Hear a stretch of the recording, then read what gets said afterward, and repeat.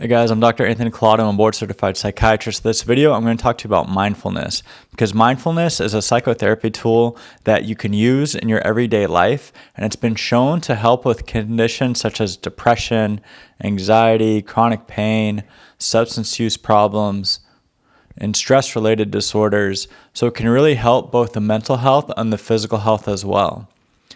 Now, the definition of mindfulness is simply a mental state that can be achieved by focusing one's awareness on the present moment while calmly acknowledging and accepting one's feelings, thoughts, and bodily sensations, and it's used as a therapeutic technique.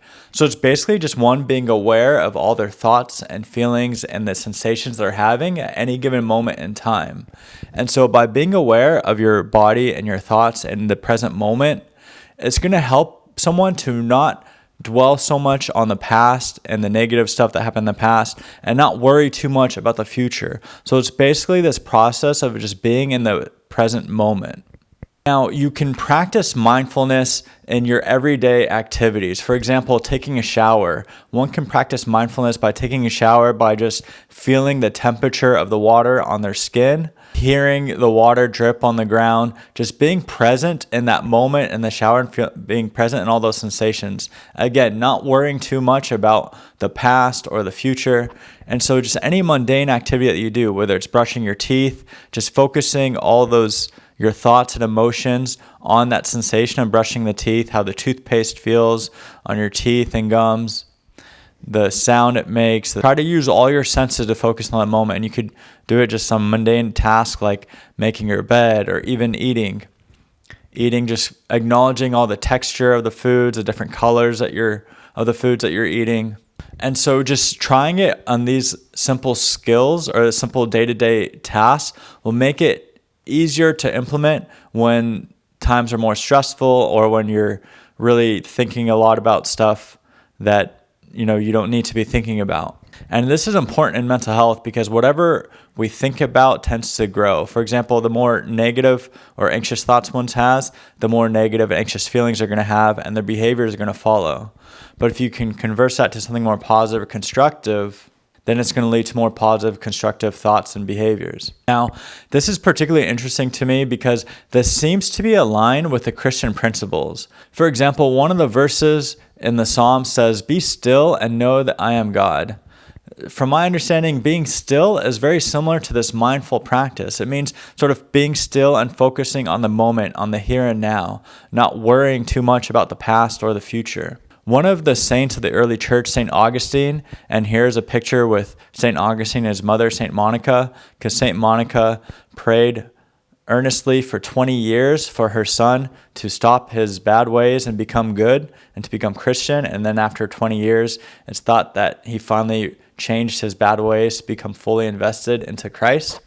So anyway, St. Augustine contemplates on a lot of the Psalms, and he says that being still and know that I am God is just trusting that God is in control. He is the ruler over everything. If we believe that God is a good, beneficial, kind God, that loving, etc., it's going to help us to have a state of calm, a state of comfort, a state of peace. It doesn't mean we won't suffer from anxiety or don't suffer from stress-related problems. And another verse I come across, which seems to be very similar, is from Philippians chapter 4.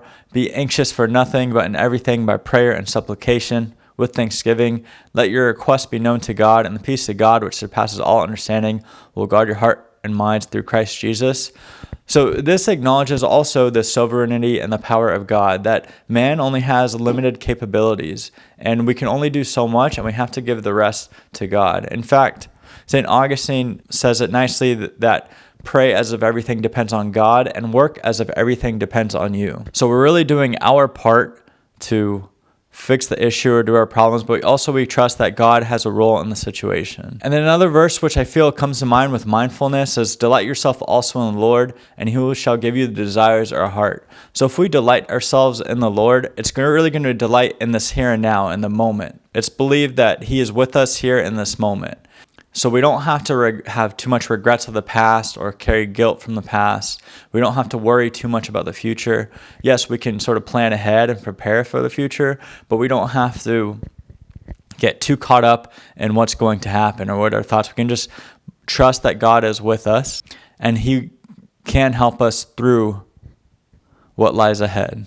And that's also what another saint from the early church sort of contemplates. St. John Chrysostom says this essentially means that God is with us here in the now, in the present moment. And so it seems if God is with us here and now in the present moment, that's very similar to what this mindfulness technique is trying to teach us. It's trying to teach us to be aware of that present moment, be aware of the here and now, what you're thinking, what you're feeling, what your body is telling you. Don't worry too much about what else is going on in your environment or in your life in the past or in the future.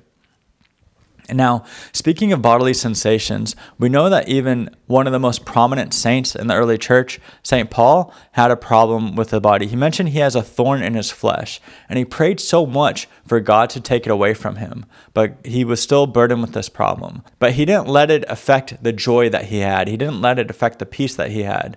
No matter what St. Paul went through, he had this thorn in the flesh. He was beaten. He was imprisoned. He went through a lot of difficult times in his life, but he remained joyful and trusting in God and the life to come and the heavenly kingdom. And it really helped him to persevere on his mission in life and to make a huge impact on the world that he lives in. And so also we're called, despite our difficulties and our frustrations, our pains that we go through, we're also called to make an important impact on the life around us. And that's going to help for both your physical health and mental well-being. Hopefully you like this video. Be sure to subscribe to the channel to help support the channel and like this video for motivated videos like this one. Thank you for watching.